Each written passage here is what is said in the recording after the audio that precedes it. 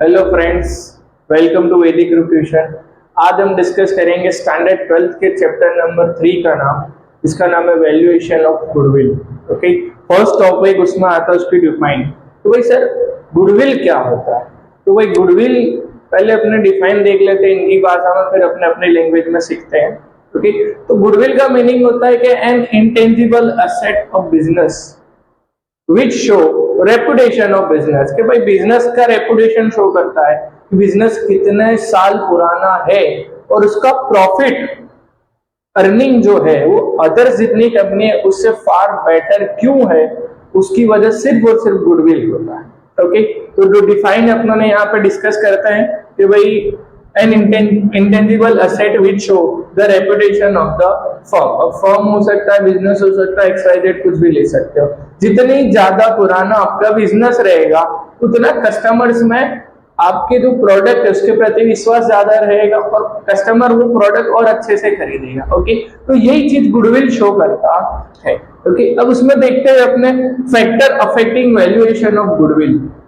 कौन कौन से फैक्टर है जो गुडविल को अफेक्ट करते हैं। ओके, बस उसके पहले मैं एक छोटी सी चीज बताना चाहूंगा जो 1 मार्कर के एमसीक्यूज में आता है कि भाई which type of asset is goodwill. तो जो गुडविल है वो आपकी इंटेंजिबल असेट है और वो कौन सी साइड आती है।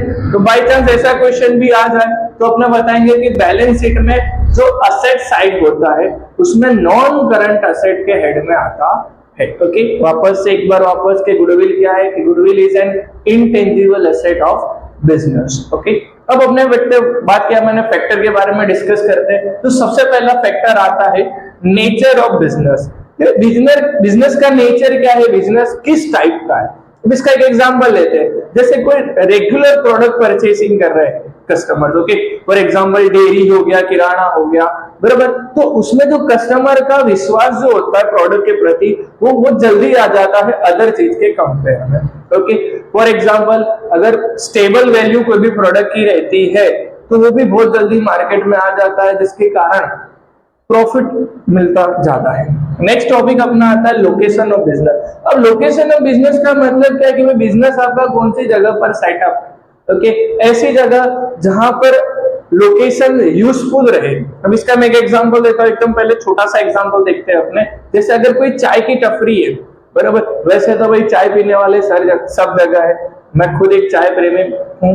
ओके, तो चाय तो अपने सब जगह देखने को मिलती है, लेकिन अगर कोई इंडस्ट्रियल एरिया है, फैक्ट्री एरिया है, वहां पर अगर मैं चाय की टपरी लगाऊं तो सीधी सी बात है वो मेरी बहुत ज्यादा चलेगी, क्योंकि वहां पर कस्टमर आएंगे और आएंगे। वैसे अगर कोई मेरा प्रोडक्ट है जिसकी सेलिंग मैं करता हूं लेकिन अपने गुजरात स्टेट के अलावा कोई अदर स्टेट में करता हूं, तो हो सकता है ट्रांसपोर्टेशन कॉस्ट मेरा बढ़े।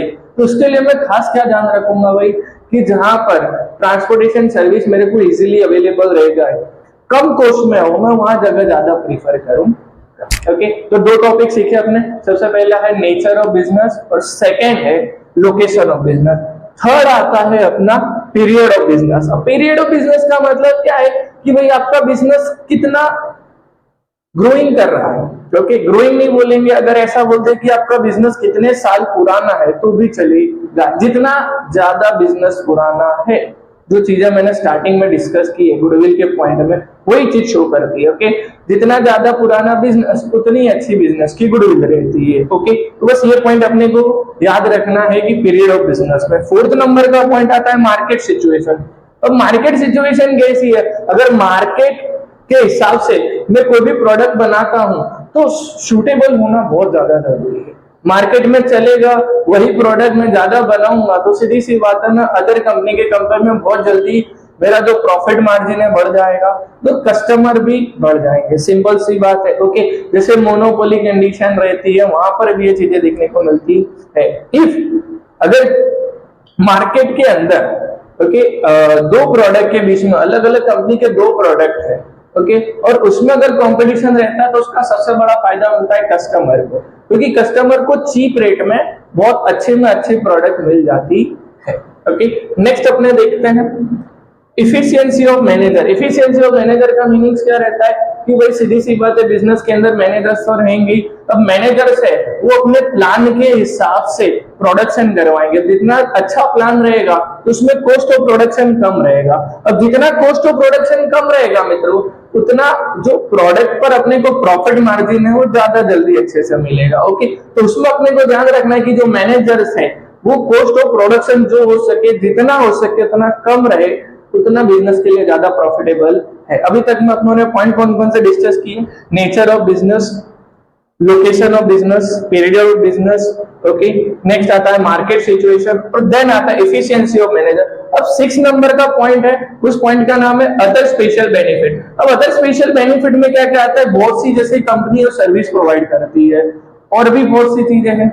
ओके, और जैसे सर्विस प्रोवाइड करती है उसमें सबसे पहले चीज क्या आती है? अगर मैं एक एग्जांपल ले लूं कि कोई एसी वाली कंपनी है, ओके, अगर एसी वाले घर आके या फिर अपने ऑफिस में आके फिटिंग चार्ज अपने से ना ले, उसके अंदर इंक्लूड कर ले, तो ये चीज एक आती है सर्विस बेनिफिट में। कस्टमर अट्रैक्ट होगा कि हाँ भाई इधर पे क्या है, अपने को फ्री में सर्विस मिल रही है, अपने को वहां एसी लगाने के एक्स्ट्रा पैसे देने की जरूरत नहीं। ये एक प्रकार से बेनिफिट होता है। अगर ये चीज देखे तो इससे प्रॉफिट मार्जिन और भी बढ़ सकता है। ओके, अब देखते हैं नेक्स्ट टॉपिक। ओके फ्रेंड्स, इसके पहले वाले टॉपिक में हमने देखा कि फैक्टर अफेक्टिंग गुडविल। अब अपने देखेंगे कि गुडविल क्यों रिक्वायर्ड है।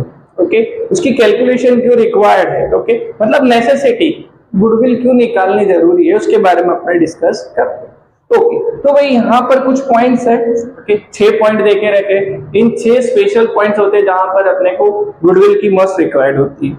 उसमें सबसे पहला पॉइंट आता है चेंज इन पीएनएल रेशियो, कि जब profit and loss ratio, partners के बीच में जो प्रॉफिट एंड लॉस रेशियो होता है वो इन फ्यूचर चेंज होता है, तब अपने को गुडविल की रिक्वायरमेंट होती है। तब वैल्यूएशन ऑफ गुडविल अपने लिए मस्ट रिक्वायर्ड है। ओके, सेकंड नंबर का कौन होता है? एडमिशन। जैसे अभी पार्टनर्स कुल मिला के 2 पार्टनर्स है जो एक फर्म चला रहे, बिजनेस चला रहे। ओके, उसमें अगर कोई नया पार्टनर ऐड होता है तो उसे एडमिशन बोलते हैं। और जब नया पार्टनर ऐड होता है बराबर, तो उसके टाइम पे भी गुडविल की वैल्यूएशन निकालना बहुत ज्यादा जरूरी है। ओके, 2 पॉइंट हुए।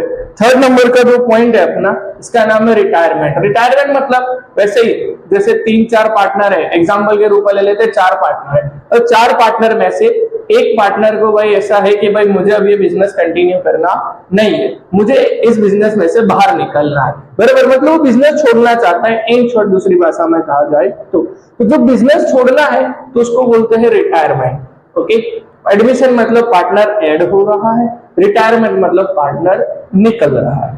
ओके, नेक्स्ट पॉइंट आता है डेथ। अब डेथ मतलब भाई कंपनी बिजनेस की डेथ की बात नहीं हो रही है यहाँ, पार्टनर्स में से किसी की बाई चांस कोई कंडीशन की वजह से डेथ हो जाती है, तो जब वो डेथ हो जाती है तो मतलब already is one type of retirement कि भाई वो जो बिजनेस में से पार्टनर हट जा रहा है, तब भी valuation of goodwill must required रहती है। नेक्स्ट आता है कन्वर्शन। अब कन्वर्शन मतलब क्या होता है?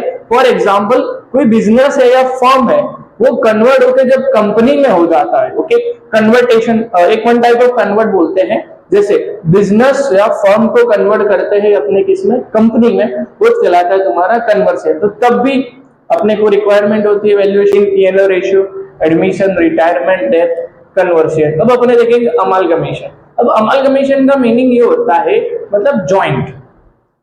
ओके, मतलब जो 2 कंपनी है या 2 फर्म है, 2 बिजनेस है, वो जब कंबाइंड होते हैं तो उसको बोलते हैं अमालगमेशन। तो उस समय भी वैल्यूएशन ऑफ गुडविल भी अपने को निकालनी मस्ट रिक्वायर्ड है। ओके, यहाँ तक अपनों ने जो था उस चैप्टर की थियरी देखी। अब अपने डिस्कस करेंगे इसके सम्स। उसमें अपने को फाइंड करनी है methods of valuation of goodwill. अब इसमें कितनी मेथड है दोस्तों? 5 टाइप की मेथड है। सबसे फर्स्ट वाली जो आती है एवरेज प्रॉफिट मेथड, सेकेंड है अपना weightage average profit method, third है अपना सुपर प्रॉफिट मेथड, फोर्थ है अपना कैपिटलाइजेशन ऑफ प्रॉफिट मेथड, और फिफ्थ है सुपर प्रॉफिट कैपिटलाइजेशन मेथड। इसमें जो लास्ट की 3 मेथड्स है, यहां पर अपने को फोकस ज्यादा करना है, क्योंकि जो सेक्शन डी में 4 मार्कर का जो भी सम आता है वो इन 3 मेथड में से ही एक होती है। ओके, तो अब अपने देखेंगे एक एक करके सम मेथड के बेस के ऊपर और एक्सरसाइज के भी क्वेश्चन देखेंगे। चलो